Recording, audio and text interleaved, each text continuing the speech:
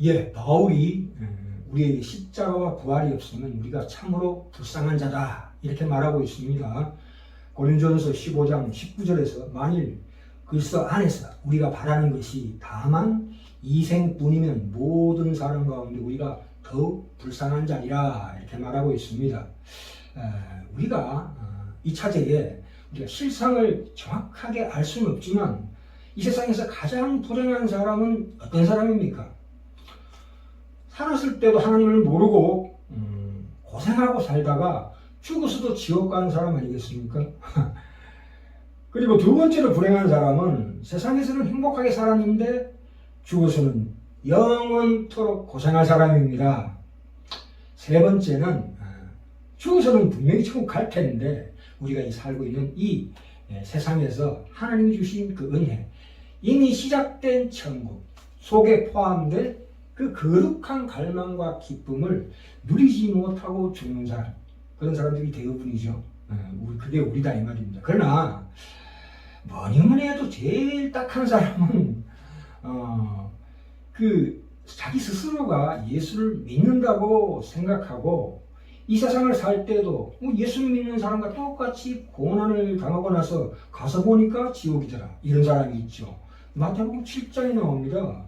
그 21절에 나더러 주여 주여 하는 자마다 천국에 다 들어갈 것이 아니오 다만 하늘에 계신 내 아버지의 뜻대로 행하는 자에 들어가리라. 그날에 내가 선지자 노릇하고 귀신 쫓아내고 예수 이름으로, 자기 이름으로 아니고요, 예수 이름으로 이렇게 권능을 행하지 아니하였나이까. 그랬더니 예수님께서 그때 내가 저희에게 밝히 말하되 내가 너희를 도무지 알지 못하니 내게서 떠나가라. 참 심각한 일입니다. 자, 오늘 요한복음 16장 16절부터 24절까지 말씀으로 은혜 받고자 합니다. 오늘 말씀 중에서 가장 중요한 요절이 어디냐면 23절입니다. 자, 읽겠습니다. 그날에는 너희가 아무것도 내게 묻지 아니하리라. 내가 진실로 너희에게 이르노니 너희가 무엇이든지 아버지께 구하는 것을 내 이름으로 주시리라. 이렇게 말씀하고 계십니다. 자, 여기에 23절 상반절에 그날에는 너희가 아무것도 내게 묻지 아니하리라. 여기 1번이라고 적혀 있습니다. 1번 밑에 내려가면 풋노트 혹 구하지 아니하리라. 이 구한다는 뜻이에요. 구하지 아니하리라는 뜻입니다.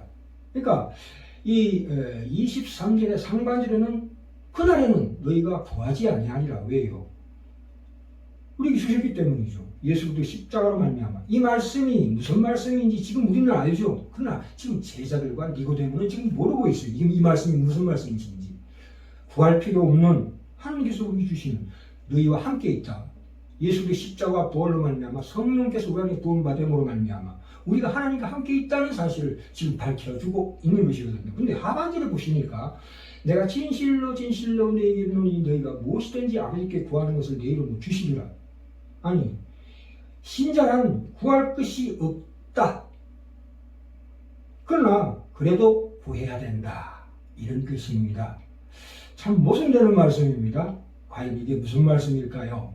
자, 우리가 신자는 이 땅에 사는 동안 내가 따로 기쁨을 따로 만들 필요 없다. 세상의 기쁨을 쫓아다닐 필요 없다. 이 말씀입니다. 요한복음 8장 29절에 가시면 나를 보내신 이가 나와 함께 하시도다. 내가 항상 그의 기뻐하시는 일을 행함으로 나를 혼자 두지 아니하셨느니라. 이렇게 말씀하고 계십니다. 예수님의 기쁨, 예수님의 기쁨은 뭐냐? 하나님과 함께 하신 자체가 예수님의 기쁨이래요. 지금 예수님이 오심으로 말미암아 이미 천국이 시작됐습니다. 그러니까 천국의 기쁨을 너에게 준다. 그것은 뭐냐? 하나님과 함께 하십니다. 그렇죠.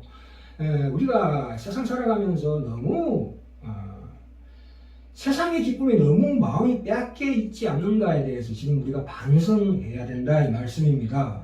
그것이 바로 묻지 아니하리라의 뜻입니다. 구할 것이 없다. 하나님과 함께 하신다. 성령이 너희 안에 거하신다. 이거죠.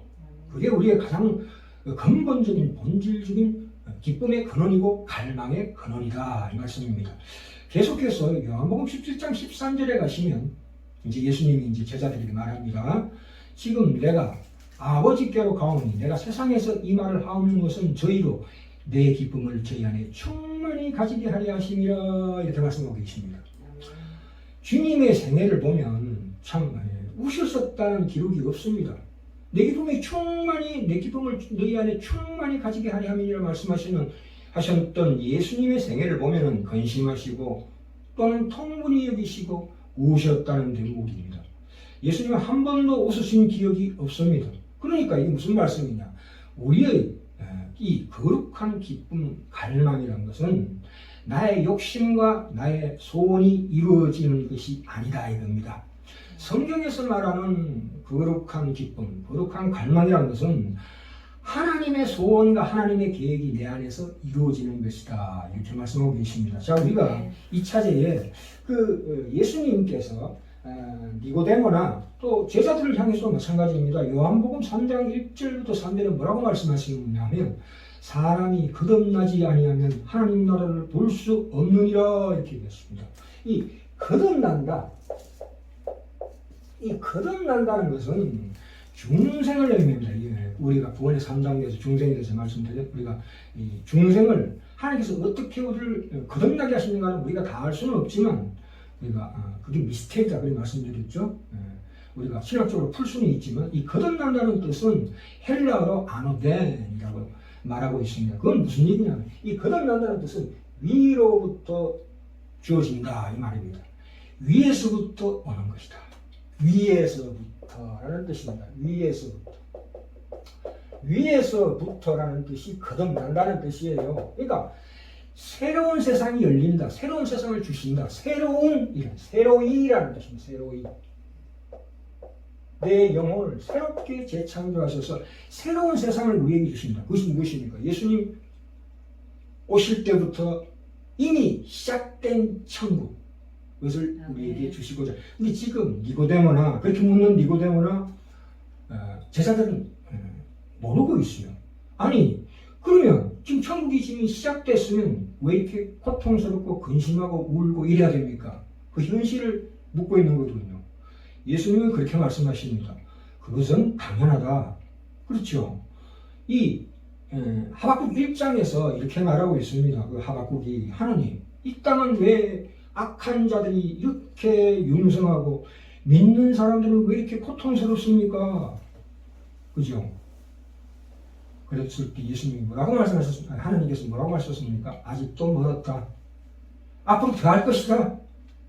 악은 기성을 부릴 것이요 죄는 더 심해질 것이다. 이렇게 말씀하고 계십니다. 그러고 난 다음에 우리가 그 유명한 말씀 하박국서 2장 4절에 오직 의인은 믿음으로 말미암아 살리라 이렇게 말씀하고 계십니다.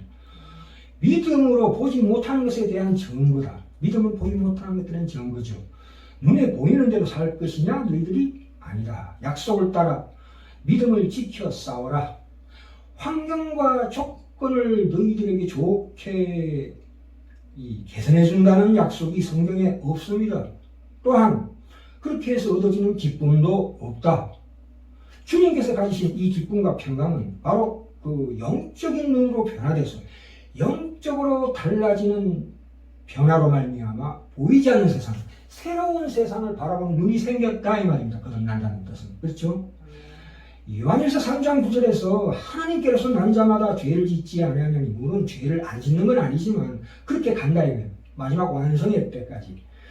이는 하나님의 씨가 그의 속에 거함이요. 그렇죠? 성령의 역사가 씨앗처럼 우리 영혼 속에서 지금 시작되고 있다. 그래서 성령으로 난 영이다. 그러니까 영적으로 우리가 세상을 보는 관점이 변한다. 이것 뜻입니다. 그러니까 스테판이 돌에 맞아 죽어도 기쁜 것입니다. 그 깊은 비밀 미스테리는 알 수가 없지만 스테판이 돌에 맞아 죽어도 그것이 기쁜 것입니다.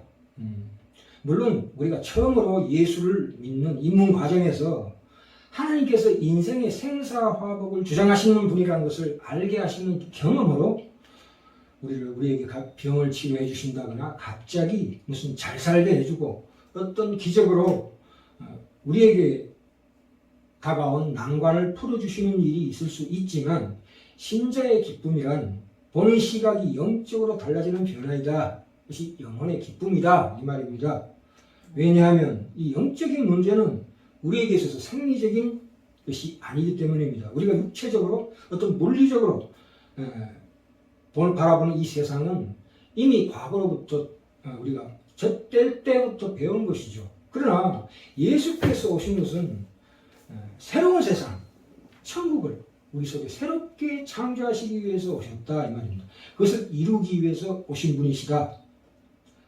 그렇기 때문에 우리가 겪는 이 세상 가운데 그 근심은 세상이 우리가 닥치는 이 난관과 근심과 그 고통과 그런 슬픔들은 그 슬픔을 세상적인 시각에서 보던 것을 이제 영적인 시각으로 바꾸기 위하여 오신 것이다 이 말씀입니다. 그러니까 우리는 거듭난 자들만 보는 차원으로 우리 믿음의 눈으로 영으로 보는 차원으로 변했다. 그것은 우리가 선택한 것이 결코 아닙니다. 그러니까 예수님께서 너희 근심이 변하여 기쁨이 되리라. 우리에게 기쁨을 주시는 것이 아니고 지금 너희들이 겪는 그 근심이 변하여 기쁨이 되리라. 우리는 영적으로 변화된 사람이어야 한다. 이 말씀이십니다. 그렇죠.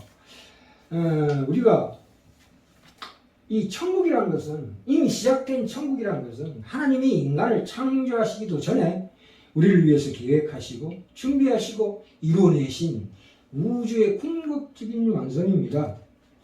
고린도전서 15장 22절에 나오지요. 아담 안에서 모든 사람이 죽은 것 같이 그리스도 안에서 모든 사람이 삶을 얻으리라. 그러나 각각 자기 차례대로 오리니 먼저는 첫 열매인 그리스도요. 다음에는 그가 강림하실 때에 그리스도에게 속한 자요. 이렇게 말씀하고 계십니다. 이 천국이라는 것은 미래의 그 시간대에 머물러 있지 않고 지금 현재 속으로 들어와 있다 이 말씀입니다. 그것은 예수 그리스도의 성육신 사건, 그것으로 말미암아 이 현실과 이 역사 속으로 들어온 천국, 그것이 바로 종말이 우리에게 침투했다 이 말씀입니다. 그분의 부활은 이 종말적 완성의 첫 열매다 이 말입니다. 그리고 따라서 다음에는 그가 강림하실 때 예수 그리스도에 속한 자다. 그러니까 지금 현재 예수님이 오실 때부터 천국이 이미 시작됐고 그 속에서 우리의 완성이 지금 과정을 겪으면서 자라가고 있다. 그렇죠. 그래서 그 속에서 천국의 기쁨을 누리는 것이 마땅하다. 예.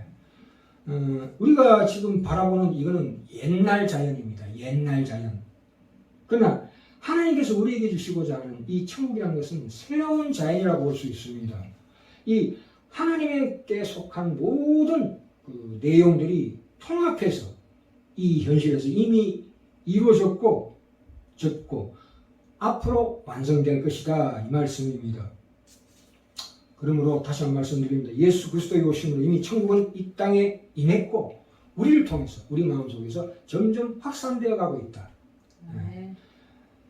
그러니까 우리 주기도문에 보면은 뜻이 하늘에서 이루어진 것 같이 땅에서도 이루어지다 이렇게 말씀하고 계십니다.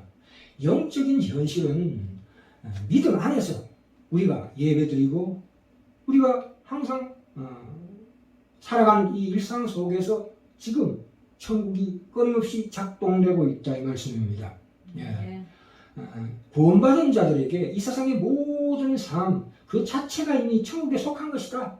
그것이 또한 천국을 향해서 나아가고 있는 현실이다 이 말씀입니다. 그 속에서 우리가 하나님 안에 있는 그 기쁨을 누려야 된다. 그것은 뭐냐? 하나님의 뜻과 소원이 무엇인가를 기도해야 된다. 그래서 요한복음 16장 24절에 보시면 지금까지는 너희가 내 이름으로 아무것도 구하지 아니하였으나 구하라. 그리하면 받으리니 너희 기쁨이 충만하리라. 그렇죠? 뭘 구하라고요? 나의 세상적인 욕심과 소원을 하나님께 기도할 것이 아니라 하나님의 나라를 구하라. 지금 천국이 내 속에서 임하는 그것이 현실적으로 하나님의 우리에게 주시고자 하는 그 깊은 거룩한 갈망과 기쁨으로 변화되기를 기도하라 이 말입니다. 그렇죠? 그러니까 그리스도 안에서 새로운 세계, 새 창조의 질서가 내 속에서 이미 확립되어 있다 이 말입니다. 예수 그리스도 안에 있는 자들은 이미 새로운 피조물이다. 즉 종말적 완성의 존재가 되었다 이 말입니다. 고린도후서 5장 17절에 나오죠. 이제 것이 지나가니 보라 새 것이 되었도다. 새로운 피조물이 된 우리들은 더 이상 우리의 육신의 세상적인 눈으로 통하여 세상을 보지 않고 부활하신 그리스도의 눈으로 예수 그리스도의 눈으로 세상을 보는 법을 배워 나가야 한다. 그러므로 모든 것이 달라 보일 수 있다. 그렇죠. 물론 그것이 그렇게 순간적으로 완성되는 건 아닙니다. 왜냐하면 고린도서 15장에 나오지요. 31절에 형제들아 내가 그리스도 우리 주 안에서 가진 바 너에게 대한 나의 사랑을 두고 단언하노니 나는 날마다 죽노라. 그렇죠.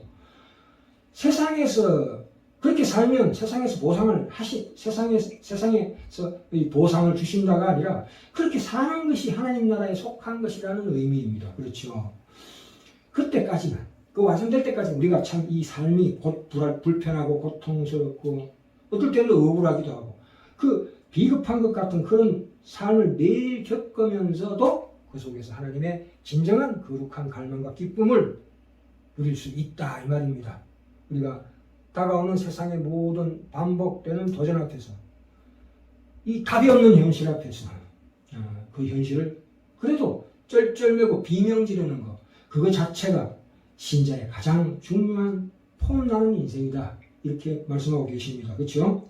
자기 인생을 감수하는 것이다. 우리에게 주어진 이 고난과 고통과 눈물은 결코 그것이 끝이 아니고 그걸로 말미암아 무엇은 더 큰 것을 이룬다. 그것이 우리에게 주신 이 이미 시작된 천국, 거룩한 갈망, 기쁨이라는 뜻입니다. 이런 것들이 하루하루 우리가 생각하는 그 의심과 불안과 두려움과 그런 것들을 감수하는 것입니다. 막말로 죽을 것 같이 해서 참는 것입니다. 그것이 바울이 얘기한 나는 날마다 죽노라 하는 뜻입니다. 예. 우리가 이 삶을 결코 도망가지 말고 내게 주어진 이 삶을 그대로 감수하면서 그 속에 숨겨진 하나님의 뜻이 무엇인가를 날마다 상고하며 날마다 죽는 인생이 되기를 간절히 소망합니다. 아멘.